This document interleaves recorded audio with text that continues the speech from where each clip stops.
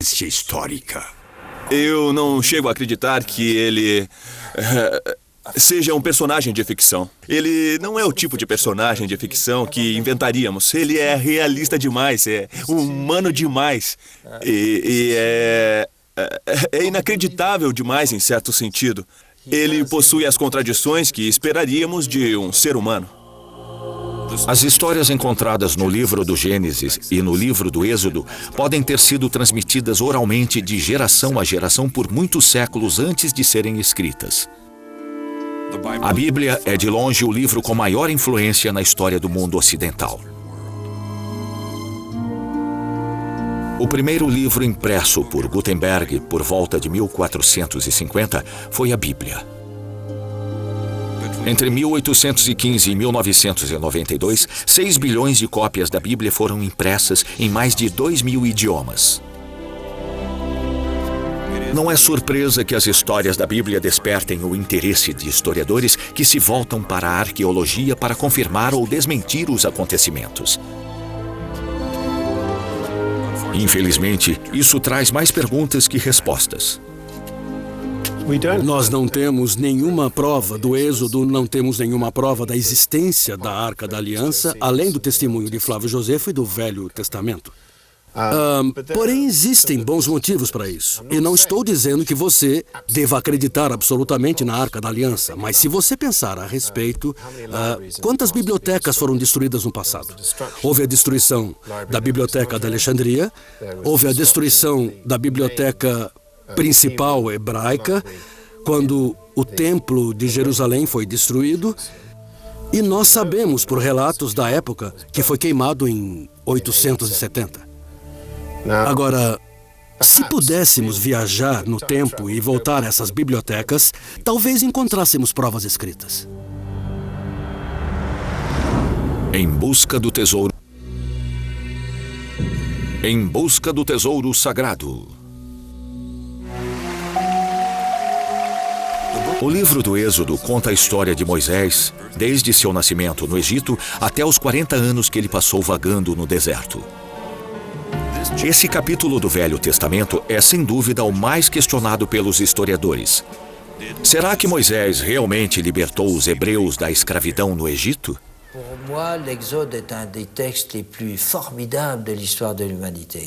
Na minha opinião, o Êxodo é uma das histórias mais desafiadoras do passado da humanidade. Por quê? Não por causa dos judeus, pois atualmente a Páscoa, para os judeus, é mais uma celebração de seu êxodo do Egito, da sua libertação e da formação de um povo. O texto é importante, porque é o documento básico para a libertação dos homens, de todos os homens, de todos os povos oprimidos, de todos os escravos. É isso que o torna mais interessante. Se examinarmos a história, é difícil. Pegamos uma ponta da linha, puxamos a linha e ela quebra. Então, quando olhamos essa história, o que os escravos judeus construíram no Egito? Historicamente, é difícil acreditar que eles construíram as pirâmides. Não creio que os judeus fossem construtores. As construções são antigas demais. Precisamos ler as histórias pós-exílio. Sabemos que os escravizadores do Egito foram os ptolemaicos, os cidadãos gregos do Egito que buscavam escravos por toda parte, especialmente na Judéia, onde encontraram judeus que estavam completamente desorganizados na época. No século XV ou VI a.C., talvez mesmo depois. Desculpe, quis dizer século III ou IV. Os magnatas gregos no Egito queriam construir Alexandria e tinham escravos para isso. E então os judeus, os escravos libertados, criaram a comunidade judia mais famosa no mundo, nas sombras da biblioteca. Era uma sociedade altamente intelectual. E, por sorte, eles produziram a Bíblia grega, a Bíblia dos 70, que é considerada a Bíblia das Bíblias. Será que Moisés realmente abriu o Mar Vermelho? Esse período, chamado de 19ª dinastia, é bem conhecido pelos historiadores que se especializam no Egito Antigo.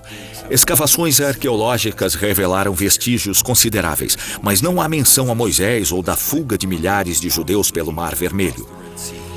Esse silêncio é um pouco perturbador. Alguns eventos descritos no livro do Êxodo, como as pragas que assolaram o Egito e a destruição dos exércitos do faraó, engolidos pelo Mar Vermelho, deveriam ter sido mencionados nas histórias egípcias. Uma das perguntas que passam pela minha cabeça é por que, tendo concordado que Moisés pudesse levar seu povo para a liberdade, o faraó de repente mudou de ideia e enviou os melhores soldados egípcios para persegui-los e levá-los de volta. Eu até ouso sugerir isto. Moisés não construiu a arca como está no relato bíblico. Ele foi criado como um príncipe do Egito e sabia o que era, conhecia seu poder. E levou-a consigo. E quando o faraó descobriu que aquela arca única, incrível, poderosa e muito valiosa havia desaparecido, ele ficou completamente furioso e disse a seu general da cavalaria: traga-o de volta, custe o que custar. E esse preço foi a morte dos melhores soldados do exército egípcio. No livro do Êxodo, Moisés encontra Deus no Monte Sinai, na cadeia das montanhas do Sinai. O Sinai é uma península egípcia triangular com uma área de aproximadamente 60 mil quilômetros quadrados, limitada ao norte pelo Mar Mediterrâneo e ao sul pelo Mar Vermelho. A área sul dessa península é muito montanhosa. Segundo a tradição, é ali que fica o Monte Sinai. Têm sido realizados estudos arqueológicos em toda essa região. Os cientistas encontraram artefatos que provam que a área era habitada durante o período neolítico. Porém, eles não encontraram nada que indicasse um êxodo em massa, nem uma ocupação significativa. No máximo, as cerâmicas e esculturas indicam que as montanhas podem ter abrigado pequenas comunidades que faziam adorações religiosas. Embora seja improvável que o Moisés descrito na Bíblia tenha realmente existido, os historiadores acreditam que essa lenda foi inspirada por um homem real, sem dúvida o chefe de um clã da tribo levita, uma comunidade que vivia no extremo sul da terra de Canaã, a terra prometida dos israelitas. Quando nós examinamos o solo de Canaã, nós vemos uma coisa muito interessante. No final da Idade do Bronze, nós temos os traços clássicos de assentamentos, nós temos cerâmicas elaboradas e muito bem decoradas, nós temos urnas funerárias sofisticadas. Então, de repente, no início da Idade do Ferro, nós encontramos nas terras altas de Canaã, e não mais nas planícies, um novo tipo de povo, que aparece repentinamente como pontos em um mapa, como luzes acendendo em todo o mapa de Canaã. Essas pessoas são espartanas. Sua cerâmica é muito simples, as urnas funerárias são simples. E na medida em que podemos reconstruir sua estrutura política a partir dos achados no solo, elas parecem ser mais democráticas do que os habitantes que as precederam. Mas o mais interessante é que eles não comiam porco. Esses foram os primeiros israelitas e eles apareceram de repente, mais ou menos na época em que sugere uma das versões da Bíblia Sagrada. Esse Moisés histórico provavelmente viveu por volta do século 13 a.C. Não temos nenhuma prova física de que Moisés tenha existido, do mesmo modo que não temos provas da existência física da arca. Temos apenas descrições tradicionais. Os israelitas têm um túmulo de Moisés ao sul de Jerusalém, que é antigo e muito venerado. E é claro que ele é personagem principal do Velho Testamento. Depois de 600 anos de tradição oral, o Moisés histórico transformou-se em um homem extraordinário. O eleito, o mensageiro de Deus. No livro do Êxodo, a descrição da arca parece-se estranhamente com o baú encontrado em alguns túmulos egípcios, inclusive no túmulo do jovem faraó Tutancâmon, descoberto em 1922 no Vale dos Reis. Essa semelhança comprova uma influência egípcia inegável sobre o autor ou autores do livro do Êxodo.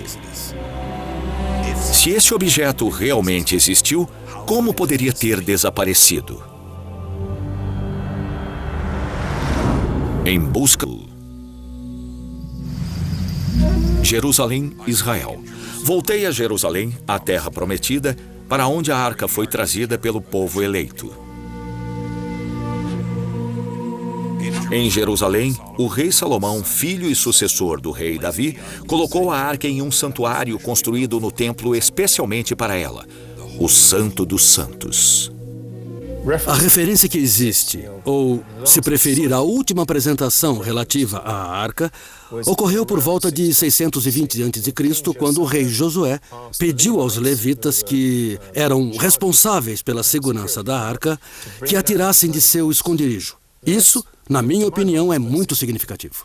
Porque se você tivesse uma arca contendo todas as relíquias do Êxodo e as tábuas da lei, você teria também um esconderijo situado em algum ponto sob o assoalho do templo. Em 620, o rei Josué pediu aos levitas que a tirassem do esconderijo e a exibissem para mostrar ao povo a existência da lei e a existência da tradição. Então, 50 ou 60 anos depois, houve invasão babilônica e não há nenhuma menção à arca. E os babilônios eram excelentes cronistas, mas não há menção na lista de tesouros que eles levaram para a Babilônia sobre a Arca da Aliança. Assim, provavelmente, ela estava tão escondida que eles não a encontraram. É aqui que começa a caça ao tesouro. No que diz respeito aos arqueólogos, é muito simples. Nem mesmo uma pedra do Templo de Salomão foi encontrada. Ele está enterrado embaixo do piso. Se fôssemos remover parte do piso, isso provocaria mais agitação do que se pode imaginar. Então o Templo de Salomão não pode ser escavado. O Templo de Herodes poderia ser um bom candidato, mas se estiver localizado no mesmo ponto, não encontramos nenhum traço dele, e não há pesquisas arqueológicas. Por enquanto, esse é um elemento estritamente histórico. Existem textos e descrições escritas, desenhos, há pessoas que tentaram reconstruir o templo, mas não sabemos muito sobre o templo original. É difícil duvidar da existência do templo, pois tanto se falou dele. E mesmo para os cristãos, Jesus disse: "O templo será destruído e eu sou o templo." Se acreditarmos que Jesus estava falando a verdade, então ele deve ter visto o templo. Se você andar ao redor de Jerusalém, deve admirar a forte muralha ao redor da cidade. É uma estrutura poderosa. Ela não foi construída por causa de uma sauna ou de um estádio. Foi um grande templo. Bom, devo dizer, uma enorme muralha ao redor do templo de Herodes, que agora se acredita ter sido inspirado pelos romanos.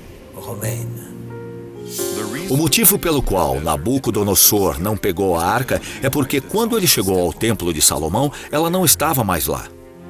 Então, o que aconteceu com a arca depois da sua última apresentação documentada no Santo dos Santos em Jerusalém? Ninguém sabe e existem muitas hipóteses. Existem várias teorias sobre o que houve com a arca. Segundo uma dessas teorias, a arca está agora em uma caverna perto do Monte Sinai. Supostamente, antes das invasões babilônias, o profeta Jeremias levou a arca para uma caverna perto do ponto em que Moisés viu a sarça ardente e ela ainda está lá. Depois do templo ser saqueado por ondas de invasores, ela poderia ter sido levada pelos assírios, ela poderia ter sido levada pelos babilônios, ela bem poderia ter sido oculta por um dos sacerdotes ou profetas em alguma caverna segura nas montanhas. Ela poderia ter sido oculta pelos Qumran, onde os pergaminhos misteriosos foram achados. Ela poderia ter sido levada para a Etiópia, e isso implica um romance entre o rei Salomão e a rainha de Sabá. A arca pode ter ficado segura em uma pequena aldeia no norte da Etiópia. Essa hipótese é apoiada por fontes bíblicas e por uma longa tradição oral. Se nós procurarmos o último local da arca, Procuramos por uma dentre muitas hipóteses, e a hipótese da Etiópia, que diz que ela está em Aksum, na Etiópia,